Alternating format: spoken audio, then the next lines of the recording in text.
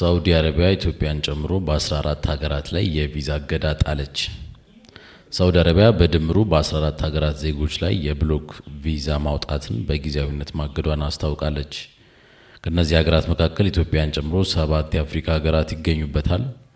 ይህ የቪዛ እገዳ አዲስ የጊዜያዊ የስራ ቪዛ ማመልከቻዎችንና በመጠባበቅ ላይ ያሉትንም የሚመለከት ነው የተባለ ሲሆን በውጭ ዜጎች ላይ የስራ ኃይል ላይ የተመሰረቱ የሳዑዲ አረቢያ ዘርፎችን እንደሚጎዳ ተገልጿል። በእገዳው ሰለባ ሆነዋል ከተባሉት የአፍሪካ ሀገራት መካከል ኢትዮጵያ፣ ግብጽ፣ ናይጄሪያ፣ አልጄሪያ፣ ሱዳን፣ ቱኒዚያና ሞሮኮ ይገኙበታል።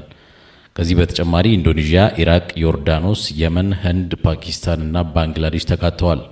እነዚህ ሀገራት ከሳዑዲ አረቢያ ከፍተኛ የሰው ኃይል ፍልሰትና የገንዘብ ዝውውር ስለሚያገኙ እገዳው ከፍተኛ ኢኮኖሚያዊ ጫና ሊያስከትል እንደሚችል ተዘግቧል። የብሎክ ቪዛ የሳዑዲ አረቢያ ቀጣሪዎች ቀድሞ በተፈቀደላቸው ኮታ የውጭ ሰራተኞችን እንዲቀጥሩ የሚያስችል ነው። የሳዑዲ አረቢያ መንግስት የቪዛ እገዳውን የጣለበትን ዝርዝር ምክንያት ባይገልጽም ይህ እርምጃ በሚሊዮኖች የሚቆጠሩ ሰራተኞችን እጣ ፈንታ አጣብቂኝ ውስጥ ሊጥል እንደሚችል ካፒታል ለመረዳት ችሏል። ብፁዕ አቡነ አብርሃም በባህር ዳር ከተማ አቀባበል ተደረገላቸው።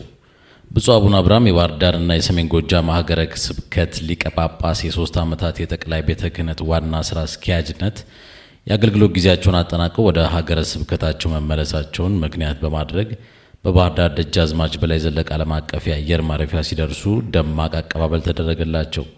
በአቀባበሉ ከሀገረ ስብከቱ ዋና ስራ አስኪያጅ ጀምሮ የተለያዩ ገዳማትና አድባራት አስተዳዳሪዎች፣ ሊቃውንት፣ ቤተ ክርስቲያን፣ የሰንበት ትምህርት ቤት መዘምራን፣ በርካታ ኦርቶዶክሳውያን ተገኝተዋል። የአቀባበል ስነ ስርዓቱም በባህር ዳር ፈለገ ገነት ቅዱስ ጊዮርጊስ ካቴድራል መንበረ ጵጵስና የቀጠለ ሲሆን የተለያዩ መርሃ ግብራትን በማቅረብ እየተከናወነ ይገኛል። ማስፈራሪያውና እስሩ እየቀጠለ ነው። እየተፈቱ ያሉም አሉ። ነገር ግን አሁንም ስፔሻሊስቶች፣ ሰብ ስፔሻሊስቶች፣ ሌሎች ሐኪሞች፣ ነርሶች ብዙ በእስር ላይ ያሉ አሉ። የታሰሩ እንዲፈቱ፣ ከስራ የተባረሩ ወደ ስራ እንዲመለሱ፣ ዛቻና ማስፈራሪያ እንዲቆም፣ ይህ ተግባራዊ ካልተደረገ አሁንም የስራ ማቆም እንቅስቃሴ ሊቀጥል እንደሚችል ጤና ባለሙያዎች ለቲክቫ ኢትዮጵያ ተናግረዋል። ምን አሉ? ማስፈራሪያውና እስሩ እንደቀጠለ ነው። የታሰሩ ብዙ ጤና ባለሙያዎች አሉ፣ እየተፈቱ ያሉም አሉ።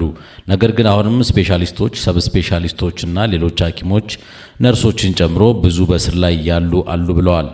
ጥያቄዎችንም ጤና ባለሙያዎች ከስር እንዲፈቱ ነው ጥያቄ ነው ያቀረቡት። ጥያቄዎችን በመመለስ ፋንታ በእስር መማቀቅ የለባቸውም። አሁንም በእስር ላይ ያሉ ባለሙያዎች እንዲፈቱ ጥያቄ እናቀርባለን ነው ያሉት። የስራ ማቆም እንቅስቃሴ በማድረጋቸው ከስራ የተባረሩ ባለሙያዎች አሉ በሚል ለቀረበው ጥያቄም አዎ በጣም ብዙ አሉ፣ ይህ አግባብ አይደለም፣ ሕጉም አይደግፍም፣ የሚቀጥሉበት ይሆናል ብለን አናምንም ሲሉ መልሰዋል። ጥያቄያቸው ባለመመለሱ ሙሉ ለሙሉ ስራ የማቆም እርምጃ እየወሰዱ የሚገኙ ባለሙያዎች እንዳሉ ተናግረው ለጥያቄ እንኳን ባይሆን ለቅድመ ውይይት የተቀመጡ ጥያቄዎች አሉ፣ እነርሱ ካልተፈቱ ማቆሙ ሊቀጥል እንደሚችል ተናግረዋል። አሁን ትላልቅ የሚባሉ የጤና ተቋማት የስራ መስተጓጎል ገጥሟቸዋል። እነ ጥቁር አንበሳ፣ ቅዱስ ጳውሎስ፣ መቀሌ አይደር፣ ሐዋሳ ሪፈራል ሆስፒታሎች ታካሚዎች እየተጉላሉ ያሉበት ሁኔታ ነው ያለው ሲሉ ተናግረዋል። ባለሙያዎች ከጤና ሚኒስቴር ጋር ውይይት ጀምረዋል። ከጤና ሚኒስቴር ጋር መነጋገር እንደጀመሩ ይህንንም በመልካም ጎን እንደሚያዩት፣ ነገር ግን ውጤቱ ገና እንደሆነ ለምንጫችን ተናግረዋል። ምን ተወያያችሁ? ከሚኒስትሩ እነማን ነበር ያገኛችሁት? በሚል ላቀረብነው ጥያቄም ከሚኒስቴሩ ኃላፊዎች ጋር ሚኒስትሯ፣ ሚኒስትር ዴኤታዎች ባሉበት ተገናኝተዋል የሚል ምላሽ ሰጥተዋል። በዚህም ያስቀመጥናቸው ቅድመ ሁኔታዎች አሉ። ይዘን የቀረብነውም የታሰሩ ጤና ባለሙያዎች እንዲፈቱ፣ ከስራ የተባረሩ ወደ ስራ እንዲመለሱ፣ ማስፈራሪያና መሰል ነገሮች እንዲቆሙ፣ እንቅስቃሴ እያደረጉ ያሉ ባለሙያዎች ፋንታ እየወጡ ያሉ የቅጥር ማስታወቂያዎችን እንዲቆሙ የሚሉ ናቸው። ሆኖም ግን ጉዳዩ በጤና ሚኒስቴር በኩል ገና ምላሽ እንዳልተሰጠበት፣ ከዚህ በኋላም በድጋሚ እንዳልተገናኙ ያስረዱ ሲሆን የኢትዮጵያ የጤና ባለሙያዎች ማህበርም ከባለሙያዎቹ ጋር ተገናኝቶ እንደነበር ለምንጫችን ገልጿል። የፓርቲው መስራች አባል ከሆኑት ውስጥ 100 ያህሉ ከህወሓት የወጡ ናቸው። በአቶ ጌታቸው ረዳ የሚመራውና ከብሔራዊ ምርጫ ቦርድ ቅድመ እውቅና ያገኘው አዲሱ ዲሞክራሲ ስምረት ትግራይ ፓርቲ መመስረቻ ጉባኤውን በዚህ ዓመት በትግራይ ክልል እንደሚያካሄድ አስታውቋል። ፓርቲው ግንቦት 23 ቀን 2017 ዓ.ም የመጀመሪያውን ጋዜጣዊ መግለጫውን በአዲስ አበባ ሸራተን አዲስ ሆቴል ያካሄደ ሲሆን በመግለጫውም ጊዜያዊ ፍቃድ ከምርጫ ቦርድ ማግኘቱን ገልጿል። አዲሱ ፓርቲ በትግራይ ያለው ፖለቲካዊ አካሄድ ወደ ተሳሳተ መንገድ በመሄዱና ለውጥ የሚያስፈልግበት ጊዜ ላይ በመሆኑ አዲስና የተለያየ ሀሳብ ያለው ፓርቲ ለመመስረት እንዳስፈለገ ገልጿል። መግለጫውን የሰጡት የፓርቲው የኮሙኒኬሽን ኃላፊና የአደራጅ ኮሚቴ አባል አቶ ረዳኢ ሀለፎም የፓርቲው መስራች የሆኑት አቶ ጌታቸው ረዳ በህመም ምክንያት መግለጫውን መስጠት እንዳልቻሉ ተናግረዋል።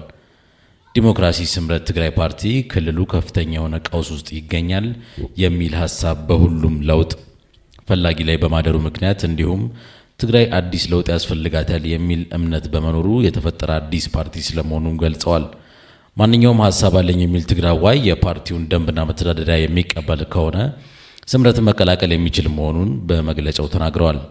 ከመጪው ሰኞ ጀምሮ ፓርቲው በክልል እስከ ቀበሌ አደረጃጀቶችን የመመስረት ስራዎችን፣ የአባላት ምልመላ ስራዎች እንደሚሰራ የገለጹት አቶ ረዳኢ ከዚህ ቀደም የህወሓት አባል ሆኖ ለውጥ የሚፈልግ ካለም አባል መሆን ይችላል ብለዋል። ከዚህ ውጪ የህወሓት አባል የሆኑ ወጣቶችን እንዲሁም ከትግራይ ውጪ ያሉ የትግራይ ተወላጆችም የፓርቲው አባል እንዲሆኑ ይሰራል ሲሉም ገልጸዋል። አክለውም በህወሓት ውስጥ ሰላም እንዳይኖር የሚሰሩ 4 ግለሰቦች ሰራዊትን እናዛለን የሚል እምነት እንዳላቸው ስለሚያምኑ ትግራይን ሰላም የነሷት መላው የህወሓት አባላት ሳይሆኑ ከአቶ ጌታቸው ረዳ ውጭ ያሉና ህገወጡን ጉባኤ ያካሄዱት ናቸው ሲሉ ተናግረዋል። በአሁኑ ወቅት የፓርቲው መስራች አባል ከሆኑት ውስጥ 100 ያህሉ ከህወሓት የወጡ መሆናቸውና ከነዚህ ውስጥም ከ90 በላይ የሚሆኑት በትግራይ እንደሚገኙም አቶ ረዳኢ ገልጸዋል። ፓርቲው በትግራይ የተለያዩ መድረኮች እንደሚካሄዱ የተገለጸ ሲሆን ይህ ክረምት ሳይወጣ በትግራይ ጠቅላላ ጉባኤ እንደሚያካሄድም በመግለጫው አስታውቋል። የኢትዮጵያ ብሔራዊ ምርጫ ቦርድ በአቶ ጌታቸው ረዳ ለተመሰረተው አዲሱ የትግራይ ፓርቲ ዲሞክራሲያዊ ስምረት ትግራይ ስምረት ፓርቲ ጊዜያዊ የፖለቲካ ፓርቲዎች የምዝገባ ፈቃድ ባሳለፍነው ሳምንት መስጠቱ ይታወቃል። በመቀጠልም ወደ ዓለም አቀፍ መረጃዎች እናልፋለን። የአየር ንብረት ለውጥ ለ4 ቢሊዮን የዓለም ሕዝብ ተጨማሪ የ1 ወር ከፍተኛ ሙቀት እንደሚያስከትል ተናገረ። ከዓለም ሕዝብ ግማሹ ያህሉ በሰው ሰራሽ ምክንያት የአየር ንብረት ለውጥ የተነሳ ባለፈው ዓመት ተጨማሪ 1 ወር ከፍተኛ ሙቀት አጋጥሟቸዋል ሲል አዲስ ጥናት አመላክቷል። ከፍተኛ ሙቀት ለሞትና ለበሽታዎች መንስኤ ሆኗል። የግብርና ሰብሎችና የኃይል እንዲሁም የጤና አጠባበቅ ስርዓቶች ላይ ጫና ፈጥሯል።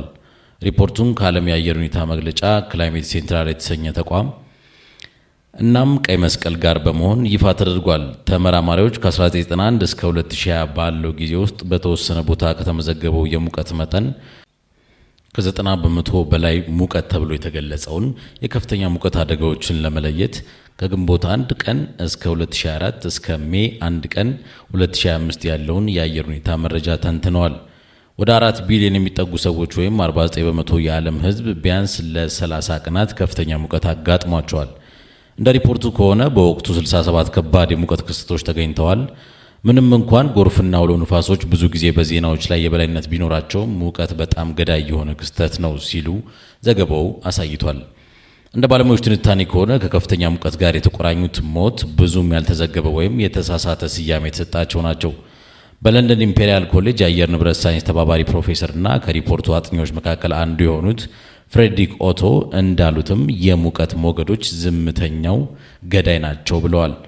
ሰዎች በጎዳና ላይ በሙቀት ማዕበል ውስጥ አይሞቱ፣ ሰዎች በሆስፒታል ውስጥ ወይም በደንብ ባልተሸፈነ ቤት ውስጥ ይሞታሉና ስለዚህ አይታዩም ብለዋል።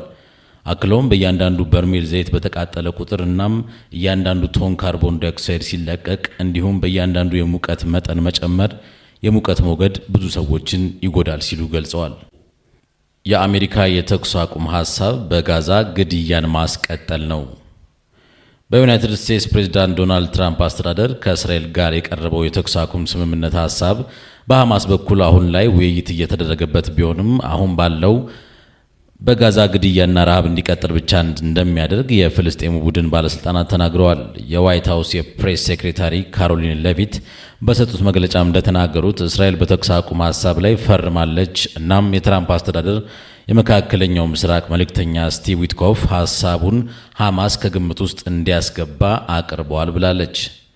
የሐማስ የፖለቲካ ቢሮ አባል ባሲም ናይም ለሮይተርስ የዜና ወኪል እንደተናገሩት ስምምነቱ የትኛውንም የህዝባችንን ጥያቄ አያሟላም፣ ግንባር ቀደሙ መሆን ያለበት ጦርነቱን ማቆም ነው ብለዋል። ይሁን እንጂ የንቅናቄው አመራር ለሐሳቡ የሚሰጠው ምላሽ ከሙሉ ሀገራዊ ኃላፊነት ጋር እያጠና ነው ሲሉም ናኢም አክለዋል። ሐማስ አርብ ወይም ቅዳሜ ምላሽ ይሰጣል ሲል የፍልስጤም ቡድን ምንጭ ለሮይተርስ ተናግሯል። የአዲሱ ሀሳብ ዝርዝር ለሕዝብ ይፋ አልተነገረም። ነገር ግን የሐማስ ከፍተኛ ባለስልጣን ሳሚ አቡ ዙህሪ ለሮይተርስ እንደተናገሩት በወሳኝ መልኩ እስራኤል በጋዛ ላይ የምታደርገውን ጦርነት ለማስቆም የእስራኤል ወታደሮች ከቀዩ ለማስወጣት ወይም እርዳታ ወደ ጦርነት ወደ ማታመሰው ግዛት እንድትገባ የገባችውን ቃል አልያዘም ሲሉ ተደምጠዋል። ረቂቅ ቅጂን ጠቅሶ ሮይተርስ ሐሳቡ የ60 ቀናት የተኩስ አቁም ስምምነትን ይዘረዝራል ብሏል።